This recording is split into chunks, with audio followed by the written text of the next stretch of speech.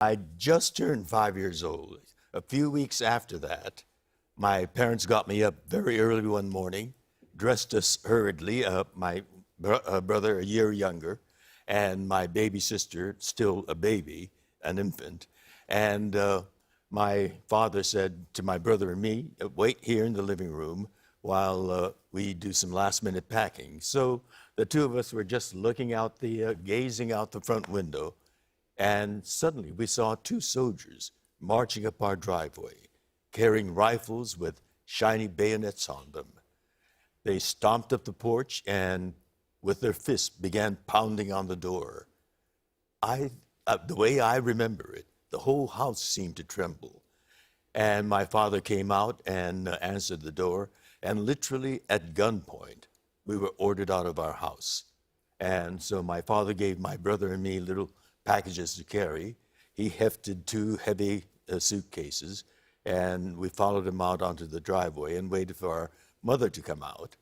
When she came out, she had our baby sister in one arm, a heavy duffel bag in the other, and tears were streaming down her cheeks. It is a picture that's burnt into my memory. George Takei, best known for his role as Hikaru in the Star Trek franchise, gives us a glimpse into what his experience in an internment camp was like. They were relocated to the Santa Anita racetrack while the camp was being built. Takei and his family shared a horse stall to sleep in. During the events of World War II, Japanese Americans were forced into internment camps. This atrocious act affected 117,000 lives.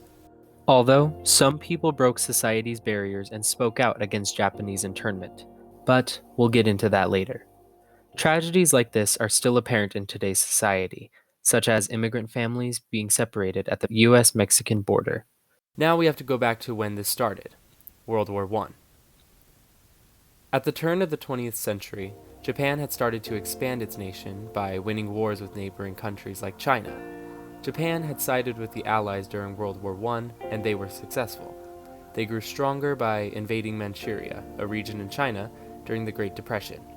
When the League of Nations condemned their actions, Japan withdrew from the League.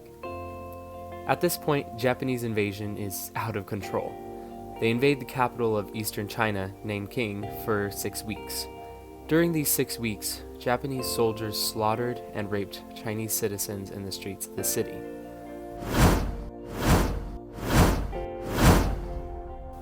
They called it the Nanking Massacre.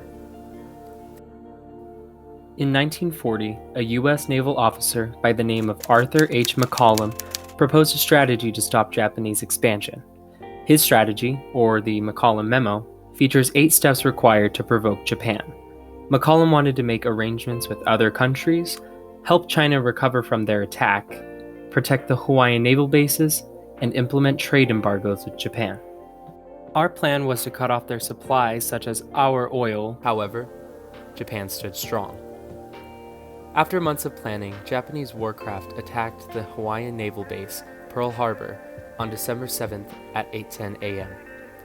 Bullets and bombs rained down on the soldiers and destroyed many U.S. battleships. After a few hours, the attack was over. 2,403 people, including soldiers and citizens, were killed, leaving around 1,000 wounded. After the attack on Pearl Harbor came the uncommonly known events of Japanese incarceration. President Franklin D. Roosevelt signed Executive Order 9066 on February 19, 1942, authorizing removal of Japanese American citizens from any given area. Oddly enough, most of the incarceration didn't take place on the island, but in mainland USA.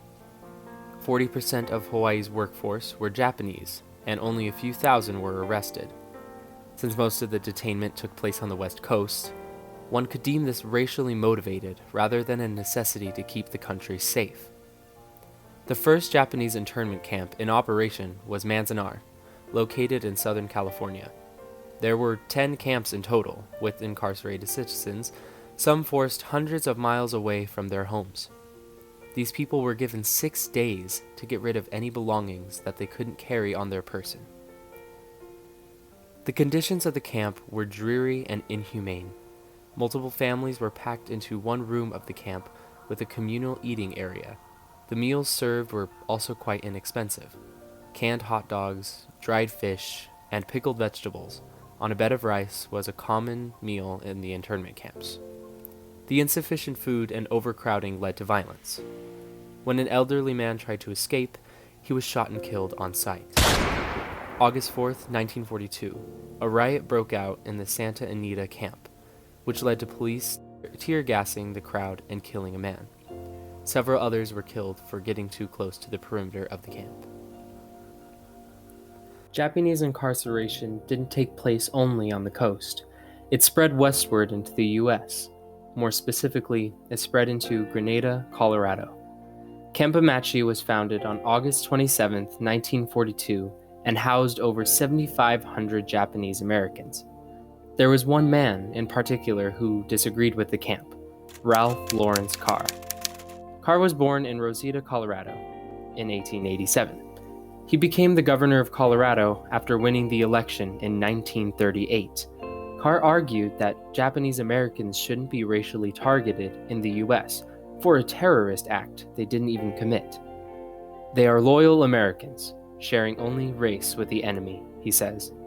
In fact, Governor Carr was the only governor of that time that vouched for Japanese American rights.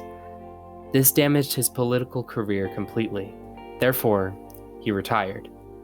Ralph Lawrence Carr ran for governor again in 1950, but he died at 62 1 month before the election. The internment camps operated until 1945 following a Supreme Court decision to end Japanese incarceration. It took decades to finally get reparations for the events, with Congress issuing a public apology in 1988 and awarding $20,000 each to over 80,000 victims of internment. This, I'm afraid, wasn't enough. We continue to discriminate against Japanese Americans after World War II. To this day, they still face prejudice and racism, along with other minorities. This could compare to migrant children at the U.S.-Mexican border, forced to sleep on floors in overcrowded facilities.